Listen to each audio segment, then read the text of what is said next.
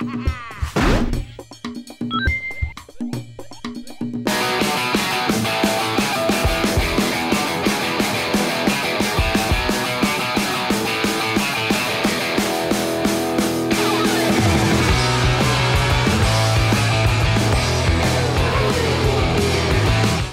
year, the time-honored tradition of Formula One games sort of came back with Codemasters doing F1 2010, which, you know, had its faults. Wasn't the perfect Formula One game, but it was still the best we've had in quite a while. Yes.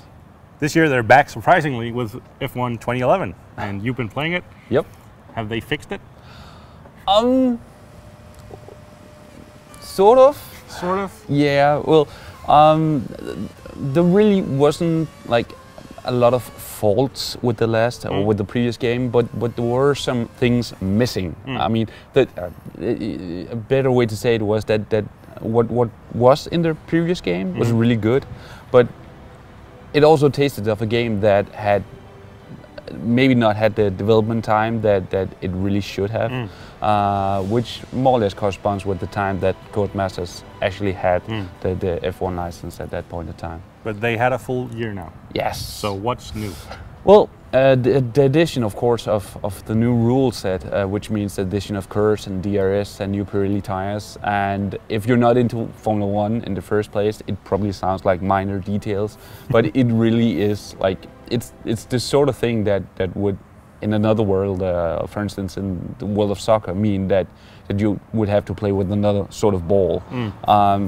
So it's become a much more aggressive sport with much more overtaking and much more management of the tires, and that also reflects in the game, making it for a more strategic ride if you actually set it up to be played like anything but an arcade racer. Okay, the track's green right now, so take a few laps to get the tires up to temperature and feel your way around.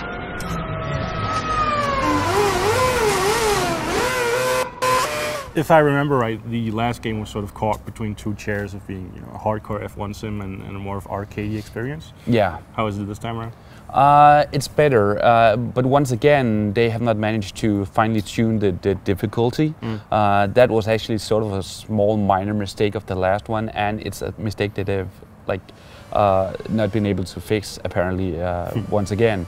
So for it to be the simulation that it can be, or the closest to a simulation, you'll have to go in and actually fine-tune the settings of the game yourself, which is kind of disappointing.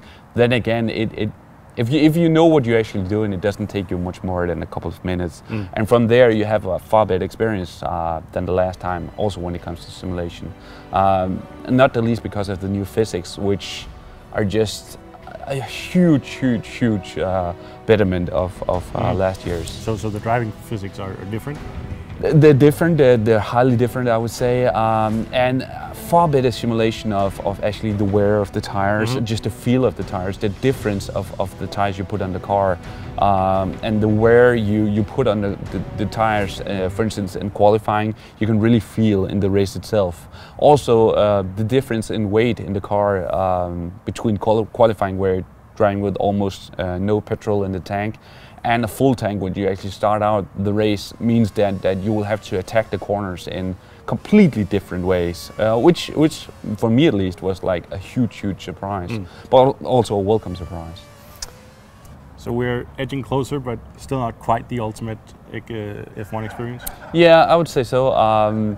It's still, I mean, the simulation could be better and the arcade part of it could be better, but if you're willing to just accept that there are no other F1 games on the market right now, unless you want to go deeply into customizing your experience with all sorts of mods and stuff like that, it really is a insanely good Formula One game, and it is the complete package. I mean, it has the best presentation of any Formula One game to date, and just the addition of the new physics makes it a far better game. Also co-op, which is just like, it wasn't even something I was expecting from this sort of game, but the addition of co-op campaign, where you can actually drive for the same team and compete for the chance to power the development of the team, it's just a really nice addition.